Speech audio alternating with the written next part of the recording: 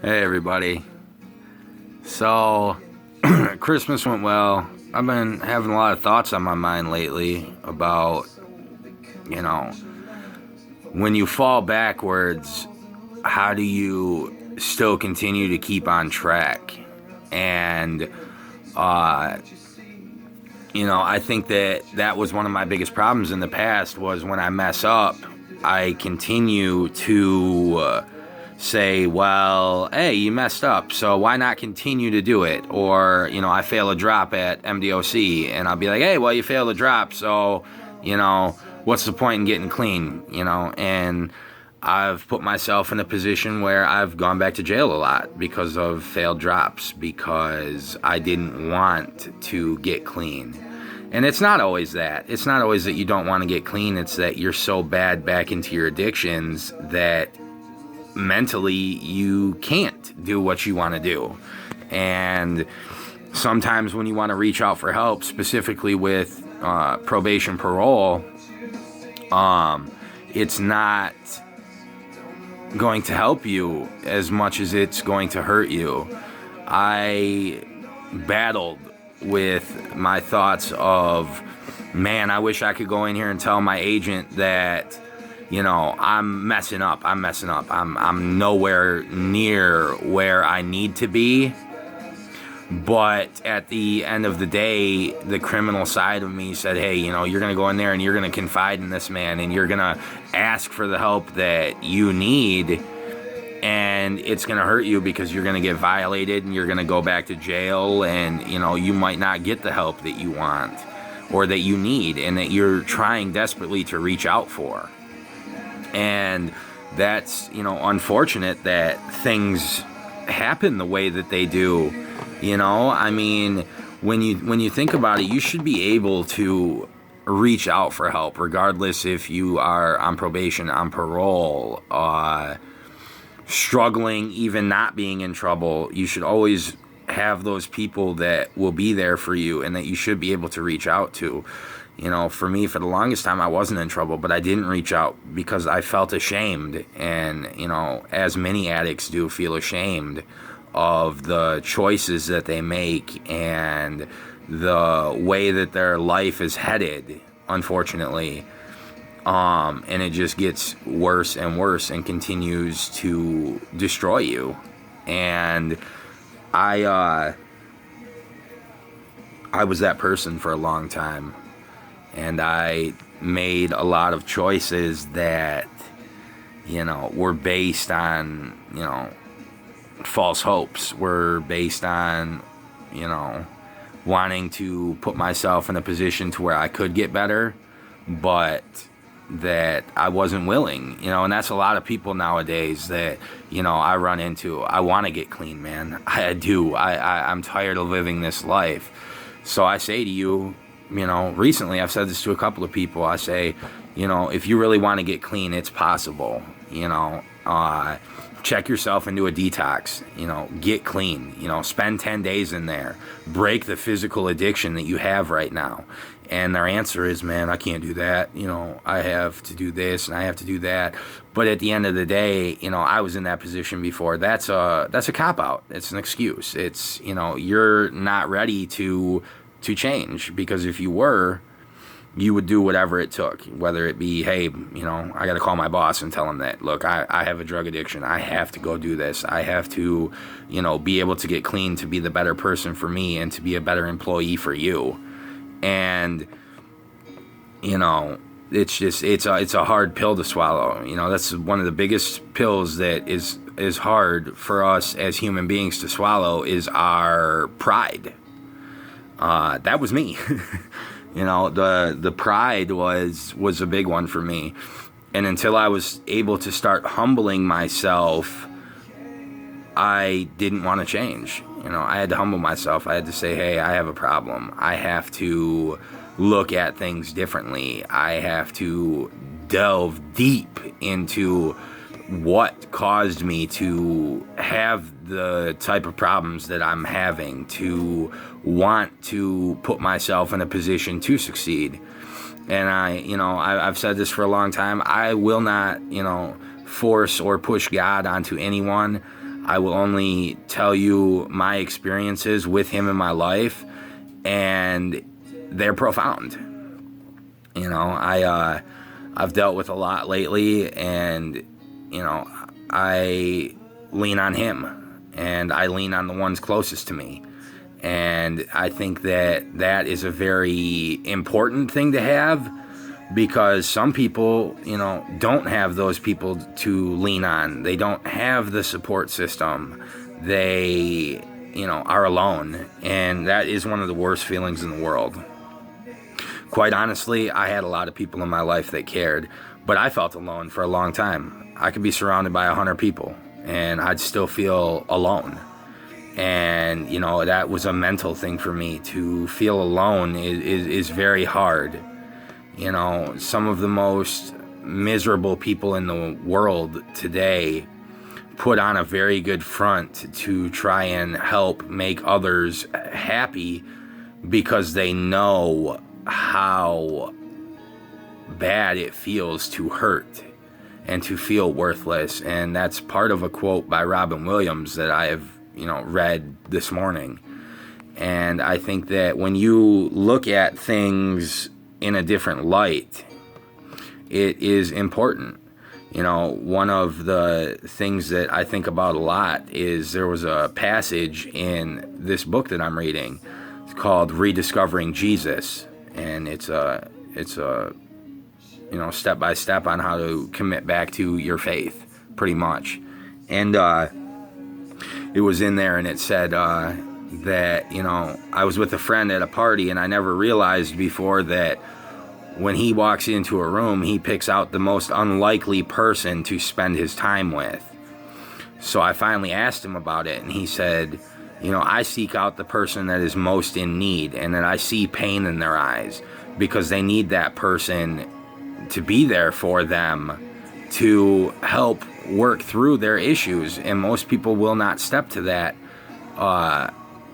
plate. They don't want to put themselves around someone that is not, you know, going to move their life in a socially acceptable way, or if they can't do something for them, then why should I be around them?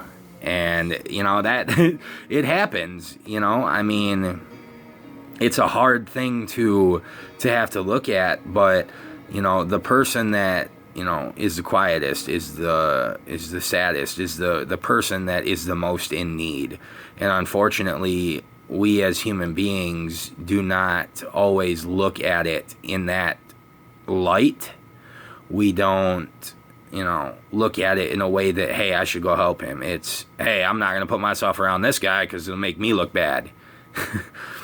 You know, and that's a very sad way to have to look at life, to have to live life, to, you know, not be there for someone else.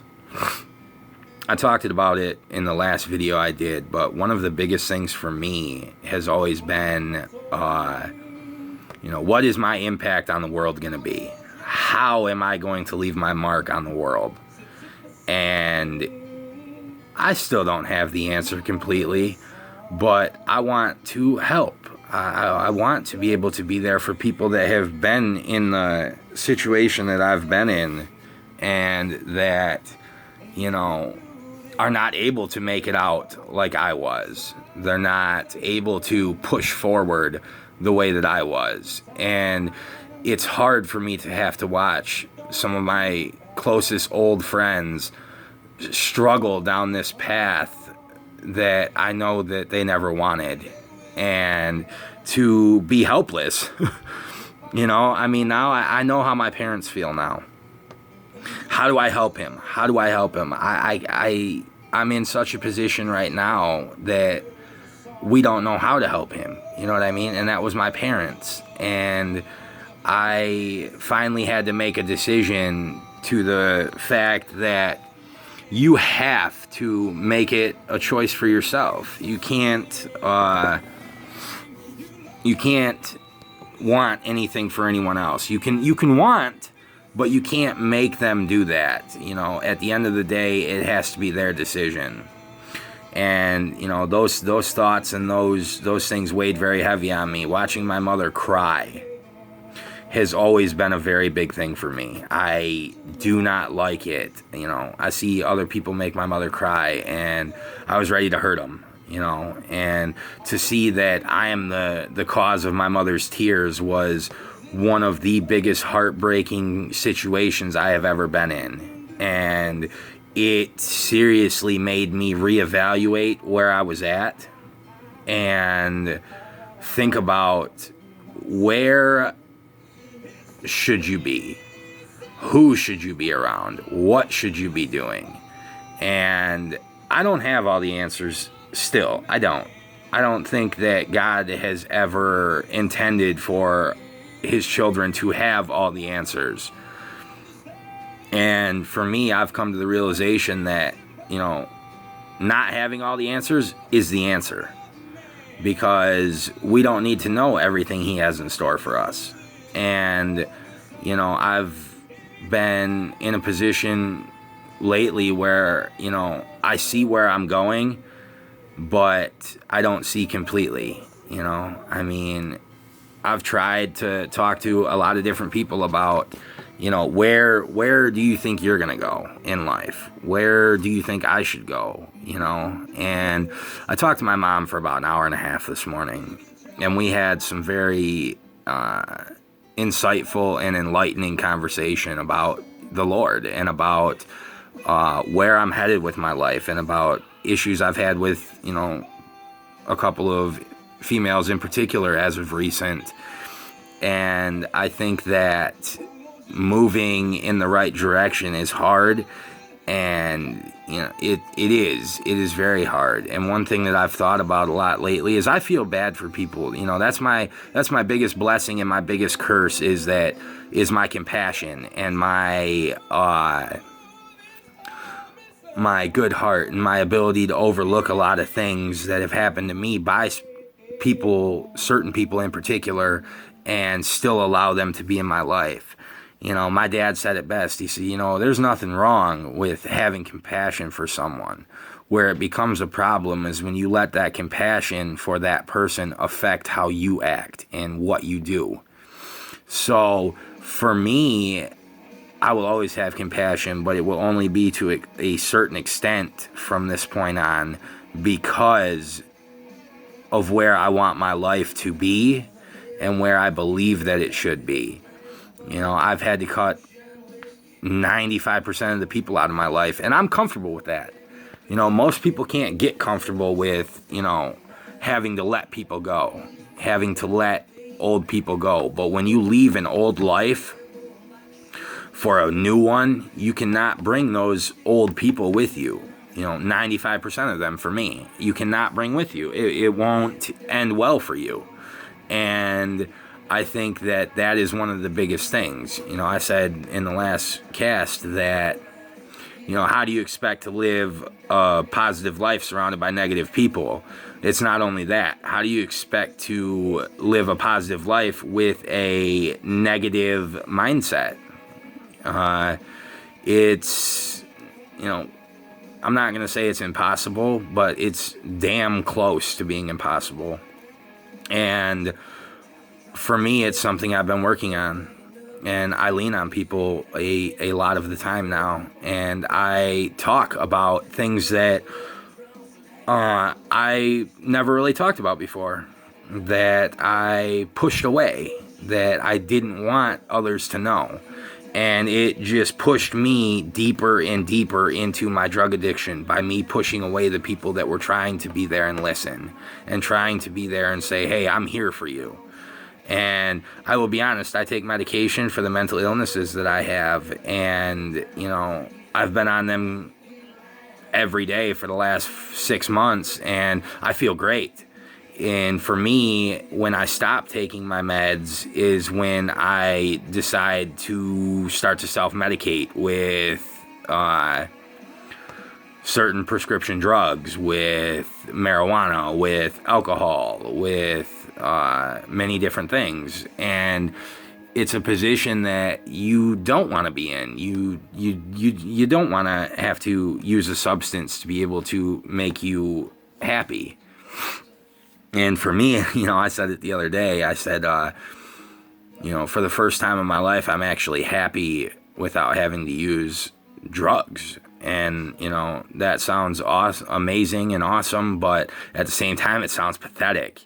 It's amazing that I've gotten to a point in my life where I can be happy without having to have substances in me.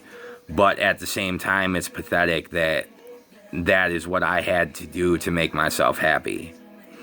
And it's something that I look at now, and I have decided to change. I have decided to make something different. I have decided to try life completely sober. I've used the term dry drunk or dry addict, as in, yeah, I'm clean, but I'm still the asshole I used to be. I am upset with everything, and I don't want this. I want to go out and use. But now I'm at a point where, hey, I'm not that dry addict anymore. I'm sober. I'm in recovery, and I'm moving forward, and I'm happy now, and I don't need those substances in my life to be able to move forward and to be able to keep a positive mindset. And that is a very big thing that you are able to have and that you are able to keep in your life and keep around you. But the thing that I've stressed most to myself is continue to have those positive people around you. Continue to keep the ones that care about you the most around you. And not that care about you and that are around you because of some way that you can benefit them, but because they truly want to inspire you and to have you inspire them in some way to continue to move forward in a successful way.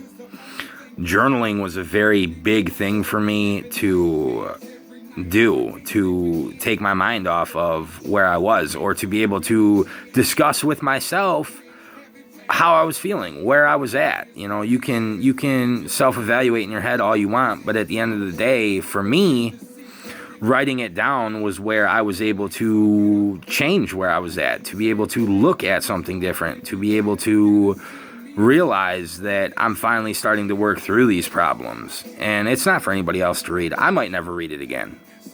I don't know.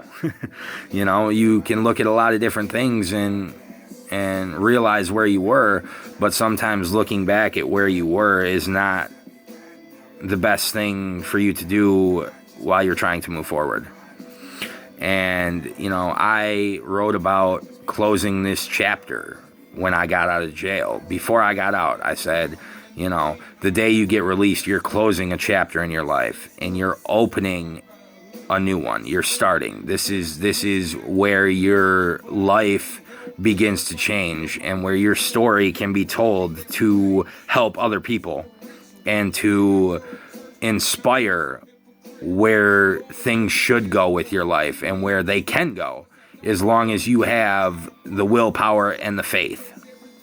And I love being able to have that faith. I love being able to put myself in a position where I can make things happen in a good way, and that I'm affecting lives positively this time instead of negatively. So I just, want you guys to think. Are you helping someone while they're in their addiction and trying to get them better, or are you enabling them to continue to do what they do and continue to make the wrong decisions?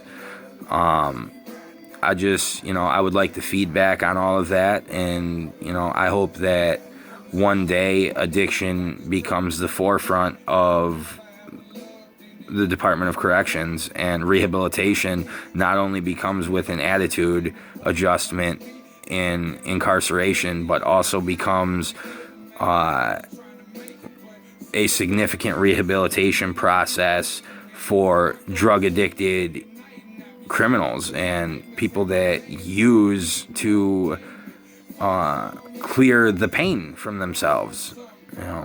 Most drug addicts are not bad people.